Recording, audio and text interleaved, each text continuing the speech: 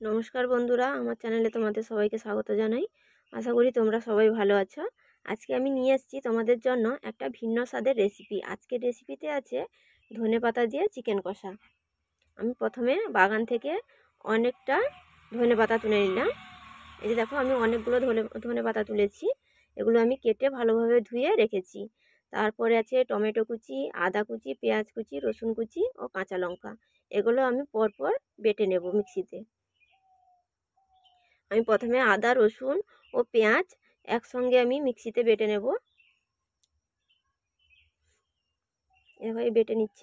এগুলো নিয়ে নিলাম। এবার আমি বেটে নেব এগুলো। তারপর আবার ধনেপাতা, টমেটো ও কাঁচা লঙ্কা, সেগুলো আমি আলাদাভাবে আবার এই মিক্সিং বলে আমি পেস্ট করে রেখে দেব। আর এই রেসিপিটা তোমরা বাড়িতে অবশ্যই একবার ট্রাই করো, তোমাদের খুব ভালো লাগবে, অবশ্যই ভালো লাগবে। একবার বানিয়ে তারপরে আমাকে কমেন্ট করো। এখানে আমার আদা, রসুন ও পেঁয়াজের পেস্ট হয়ে গেছে। তারপরে আবার এদিকে আমি এই যে ধনেপাতা, টমেটো আর কাঁচা লঙ্কা একসঙ্গে পেস্ট করে রেখে দিলাম। আর আমার ভিডিও যদি ভালো লাগে অবশ্যই আমাকে কমেন্টে জানিও, আর আমাকে প্লিজ ফলো করো। এই যে পেঁয়াজ বাটা একদিকে, একদিকে ধনেপাতা বাটা। এইদিকে আমি কড়াইতে তেল গরম করে আলুটা ভেজে রাখছি। লবণ ও হলুদ মাখিয়ে আমি এটা ভালোভাবে লাল লাল করে ভেজে নেব। আর তোমরা অবশ্যই বাড়িতে একবার ট্রাই করো, খেয়ে বলো কেমন হয়েছে। এই ঢাকা দিয়ে দিলাম। লাল লাল করে ভেজে আমি তুলে রেখে দেবো এগুলো।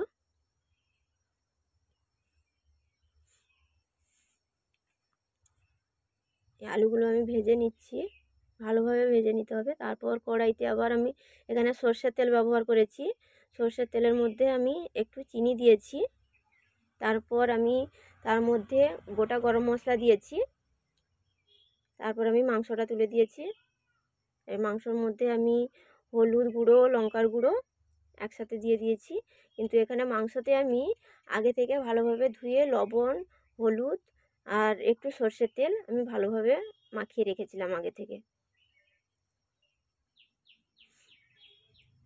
এরপর কড়াইতে আবার আমি একটু হলুদ ও লঙ্কার গুঁড়ো তোমাদের পরিমাণ মতো তোমরা দেবে, সেটা আমি ভালো দিয়ে আবার ভালোভাবে ঢেকে এটা ভেজে নিচ্ছি মাংসটাকে। এরপর ভালোভাবে তেল বেরিয়ে গেলে এর মধ্যে পেঁয়াজ, রসুন ও আদা বাটা আমি দিয়ে দিলাম।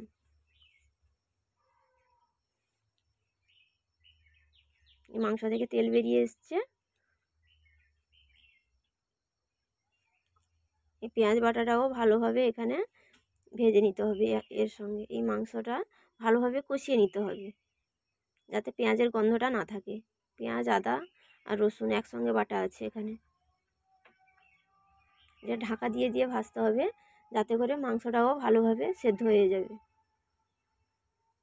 এরকম মাংস থেকে তেল বেরিয়ে এসছে।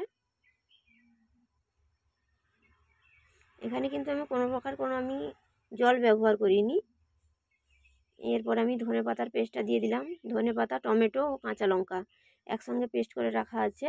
আর তোমরা তোমাদের স্বাদ মতো এখানে লঙ্কা, লবণ তোমরা তোমাদের স্বাদ মতো দেবে।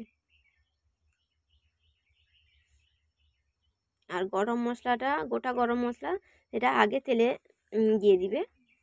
দিলে তার একটা আলাদা সুগন্ধ বেরাবে। দেখো, এরপর আমি আলুটা দিয়ে দিলাম। অনেকক্ষণ ঢাকা দিয়ে দিয়ে আমি এখানে মাংসটা ভালোভাবে আমি কষিয়ে নিয়েছি। তারপরে আমি আলু দিলাম। আর এটা একটু কম আছে, ধৈর্য ধরে করতে হবে। তারপরে এখানে আমি জিরের গুঁড়ো দিয়েছি।